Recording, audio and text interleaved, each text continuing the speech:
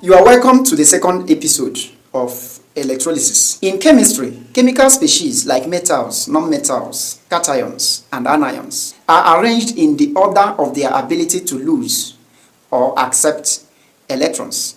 And this arrangement is what is known as electrochemical series. Remember, loss and gain of electron is what is called oxidation reduction reaction, because loss of electron leads to oxidation and acceptance of electron leads to reduction. And electrochemical reaction or electrolysis is driven by redox reaction. That is why it is very important to understand electrochemical series if you want to really understand electrolysis. Now, there are four kinds of chemical species we'll be looking at their electrochemical series. We have the metals, the nonmetals, the cations formed by metals, and the anions.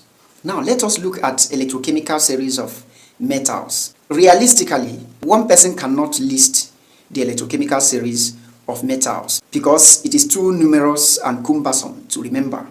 However, you can actually memorize the electrochemical series of the most popular selected metals using the acronym PSC. Mazit could make silver and gold, where P represents potassium, S represents sodium, C represents calcium, M magnesium, A aluminium, zinc, iron, T H is H, could is copper, and gold is gold.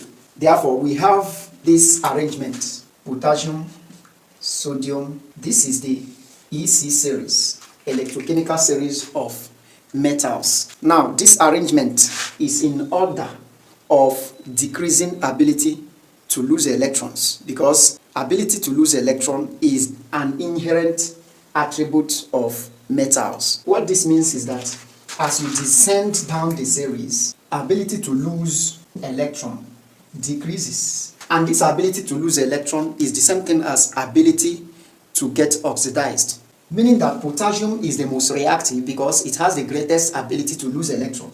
Potassium losing electron to become K+. This reaction is the most feasible. Why the reaction undergone by gold is the least feasible. Now let's consider activity series of halogens. That is the activity series of halogens. And as you come down, there is decrease in ability to accept electron. This reaction where fluorine accepts an electron to become a fluoride is the most feasible. Why this reaction where iodine accepts electron to become iodide ion is the least feasible. In a nutshell, why fluorine is the most reactive, or the halogen with the greatest ability to get reduced. Iodine is the halogen with the least ability to get reduced. Let us now look at the EC series of cations. Now, you cannot talk about EC series of cations without revisiting the EC series of metals. Potassium has the greatest ability to lose electron, and when it loses that electron, it becomes potassium ion. Now, sodium can undergo this kind of reaction too. Now, let us take all the ions that these metals can form and get a different activity series. This is another series of species gotten from their parent metals. If potassium atom is the most reactive, it means that it finds it so easy to lose electron, while gold finds it so difficult to lose electron.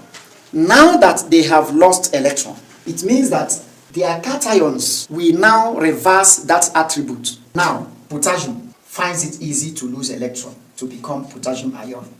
The potassium ion itself is going to find it difficult to accept the electron that has been lost to return to potassium atom.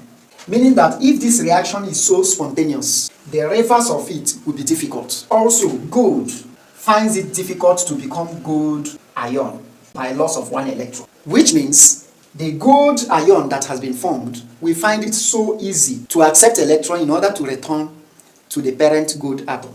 Au plus the electron to form Au atom will be easier.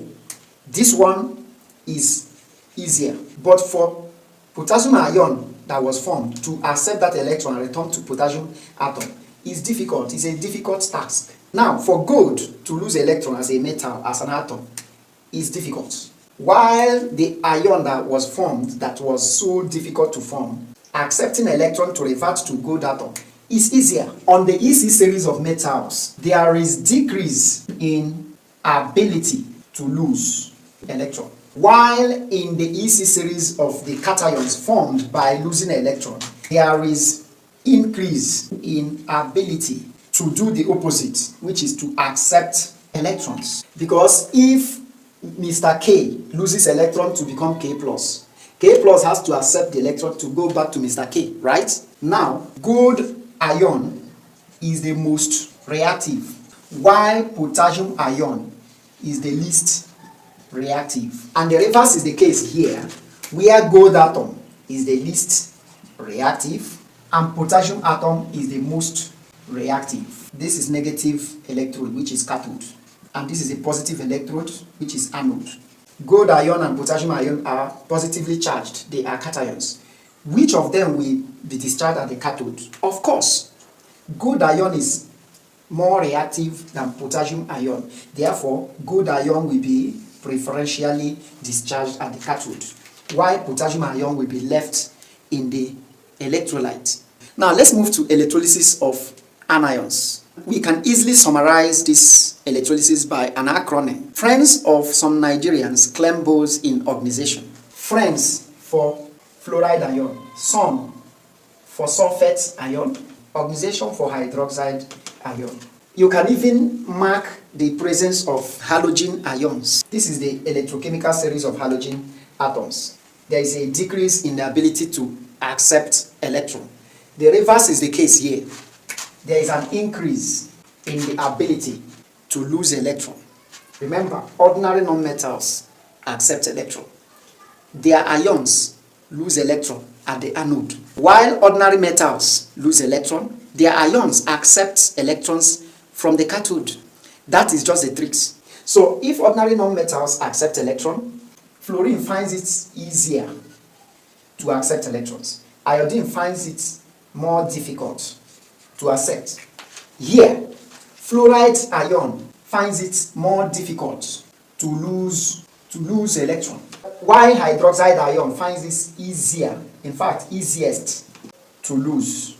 If you have, for instance, hydroxide ion and iodide ion in the system, and this is the anode, between OH minus and I minus, which one will be preferentially discharged? Of course, from this, there is an increase in ability to lose electron, and OH is the last, right? Meaning that if OH is with any of these, it means that OH will be discharged at the anode, while hydroxide or any other competing ion will remain in the solution. And that is the trick.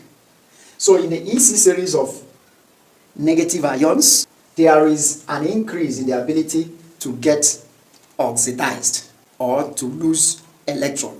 Fluoride ion has the least capacity to lose electron at the anode, while the hydroxide ion has the greatest capacity to lose electron at the anode. Having known this, let us now look at the application of electrochemical series. Number one, EC series is used to predict the spontaneity of redox reaction. EC series is also used to predict the feasibility of electroplating of a metal onto another metal. Corrosion protection is a very important use of EC series. Another usefulness of EC series is the design of the battery design. EC series is used to determine the product of electrolytic reaction. EC series is used in metal extraction. EC series is used to study the electropotentials of metals and cations. Now I'm going to display on the screen the related questions from JAMB. You are expected to solve these questions and get back to me before we move to the next video. And do have a wonderful day. Bye.